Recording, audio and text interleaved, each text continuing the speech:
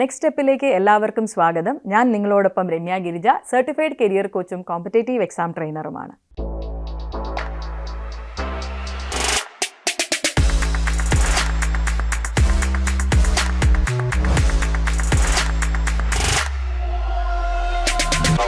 Law എന്ന് പറയുന്ന ഒരു പ്രൊഫഷൻ പല ആൾക്കാരും വൈകി സെലക്ട് ചെയ്യുന്നതായിട്ട് എനിക്ക് തോന്നിയിട്ടുണ്ട്. വർക്ക് ചെയ്യുന്ന സമയത്ത് പാരലലി ലോ ചെയ്യാറുണ്ട്, റിട്ടയർ ആയതിനു ശേഷം ലോ ചെയ്യാറുണ്ട്, ഗ്രാജുവേഷൻ കഴിഞ്ഞതിന് ശേഷം ലോ ചെയ്യാറുണ്ട്. ചില കുട്ടികളൊക്കെ ഈ പറയുന്ന +2 പഠിക്കുന്ന കാലത്ത് തന്നെ അവരുടെ പ്രൊഫഷൻ ലോ ആണ്, അല്ലെങ്കിൽ അവരുടെ കരിയർ ലോയിലാണ് എന്ന് മനസ്സിലാക്കിക്കൊണ്ട് +2 കഴിഞ്ഞ് നേരെ ലോ പ്രൊഫഷനിലേക്ക് പഠിക്കാനായിട്ട് പോവാറുണ്ട് അല്ലേ. അപ്പോൾ ഈ പറയുന്ന ലോ എന്ന് പറയുന്നത് ഇറസ്പെക്റ്റീവ് ഓഫ് പ്രൊഫഷൻ അല്ലെങ്കിൽ കരിയർ നമ്മളെല്ലാവരും അറിഞ്ഞിരിക്കേണ്ട കാര്യമാണ്. ഒരു സിറ്റിസൺ എന്നുള്ള നിലയ്ക്ക് നമ്മുടെ ഫണ്ടമെൻ്റൽ ഡ്യൂട്ടി എന്താണ്, ഫണ്ടമെൻ്റൽ റൈറ്റ് എന്താണ്, അല്ലെങ്കിൽ ട്രാഫിക് റൂൾസ് എന്താണ്, ഇതൊന്നും അറിയില്ല എന്ന് പറഞ്ഞിട്ട് കാര്യമില്ല, നമ്മൾ അറിഞ്ഞിരിക്കണം അല്ലേ. അപ്പം ലോ എന്ന് പറയുന്നൊരു കരിയർ, ഒരു മാറ്റം കൊണ്ടുവരുന്നൊരു കരിയറാണ്. അപ്പോൾ ഈ പറയുന്ന +2 കഴിഞ്ഞ് നമുക്ക് ലോ പഠിക്കണമെങ്കിൽ നമ്മൾ 5 ഇയർ LLB ആണ് ചെയ്യുന്നത്. അതേ സമയത്ത് നമ്മൾ ഡിഗ്രി കഴിഞ്ഞിട്ടാണ് ഈ ഒരു പ്രൊഫഷനിലേക്ക് പോകുന്നതെങ്കിൽ 3 ഇയർ LLB ആണ് നമ്മൾ പ്രിഫർ ചെയ്യുന്നത്. അതായത് ഗ്രാജുവേഷൻ കഴിഞ്ഞിട്ട് ഒരു 3 ഇയർ ആണ് നമ്മൾ അതിന് വേണ്ടി സ്പെൻഡ് ചെയ്യേണ്ടതായിട്ട് വരിക. അപ്പോൾ ഈ രണ്ട് കോഴ്സ്, അതായത് +2 കഴിഞ്ഞ് ഡിഗ്രി പഠിക്കണമെങ്കിലും ഗ്രാജുവേഷൻ കഴിഞ്ഞ് ഡിഗ്രി പഠിക്കണമെങ്കിലും കേരളത്തിൽ ഗവൺമെൻറ് ലോ കോളേജിൽ പഠിക്കാനായിട്ട് മാർക്കിൻ്റെ ബേസിസിലല്ല അഡ്മിഷൻ നടക്കുന്നത്, പകരം എൻട്രൻസിൻ്റെ ബേസിസിലാണ് അഡ്മിഷൻ നടക്കുന്നത്. ആ പറയുന്ന എൻട്രൻസിൻ്റെ പേര് കേരള ലോ എൻട്രൻസ് എക്സാമിനേഷൻ എന്നാണ്, KLEE എന്നാണ് പറയുന്നത്. ഈ പറയുന്ന എക്സാമിനേഷൻ വർഷത്തിലൊരിക്കലാണ് നടക്കുന്നത്. +2 കഴിഞ്ഞ കുട്ടികൾക്ക് 5 ഇയർ LLBക്ക് ഡിഫറെൻ്റ് എക്സാമും, ഗ്രാജുവേഷൻ കഴിഞ്ഞ ആൾക്കാർക്ക് 3 ഇയർ LLBക്ക് ഡിഫറെൻ്റ് എക്സാമുമാണ് കണ്ടക്ട് ചെയ്യുന്നത്. ഈ എക്സാം ഓൺലൈൻ മോഡിലാണ് കണ്ടക്ട് ചെയ്യുന്നത്. 200 ക്വസ്റ്റ്യൻസ് ആണ് ഉണ്ടായിരിക്കുന്നത്. ഈ 200 ക്വസ്റ്റ്യൻസ് എന്ന് പറയുമ്പോൾ ഡിഫറെൻറ്റ് മേഖലകളിൽ നിന്നാണ് ക്വസ്റ്റ്യൻസ് വരുന്നത്.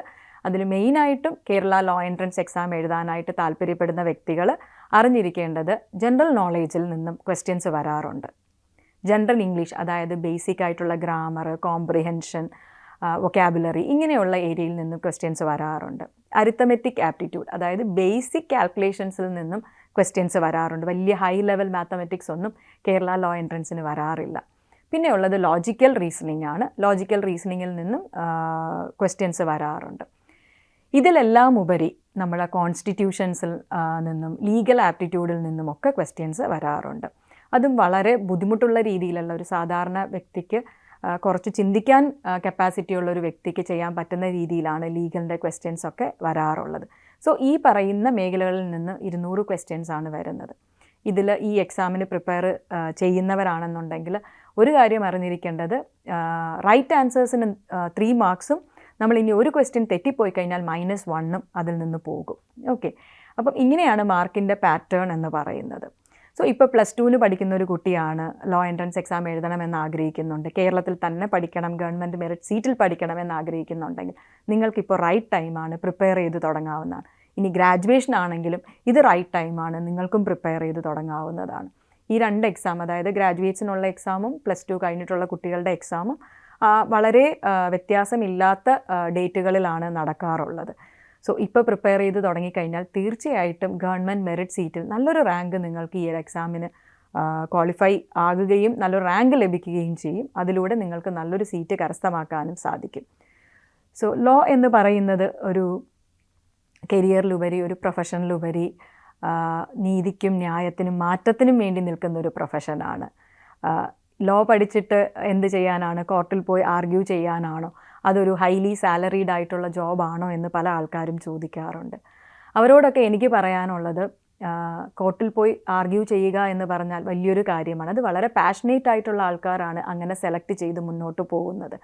അല്ലാതെ ഈ പ്രൊഫഷനോട് പാഷനുണ്ട് എന്നാൽ ആർഗ്യൂ ചെയ്യുക, ലോ കോർട്ടിലേക്ക് പോവുക, അങ്ങനെയുള്ള താല്പര്യമില്ലാത്ത ആൾക്കാർ കോർപ്പറേറ്റ് ലോയിലേക്ക് പോകാറുണ്ട്, സ്പോർട്സ് ലോയിലേക്ക് പോകാറുണ്ട്. അതുകൂടാതെ ലീഗൽ ജേർണലിസം എന്ന് പറയുന്നൊരു ഫീൽഡുണ്ട്, ആ ഫീൽഡിലേക്ക് പോകാറുണ്ട്. അങ്ങനെ ഒരുപാട് മേഖലകളിലേക്ക്, ഇനി പബ്ലിക് സർവീസിലേക്ക് പോകാറുണ്ട്. അങ്ങനെ ഒരുപാട് ഡൈവേഴ്സ് ആയിട്ടുള്ള മേഖലകളിലേക്ക് തിരിഞ്ഞു പഠിക്കാനും പോകാനും സാധിക്കുന്ന ഒരു പ്രൊഫഷൻ കൂടെയാണ് ലോ എന്ന് പറയുന്നത്.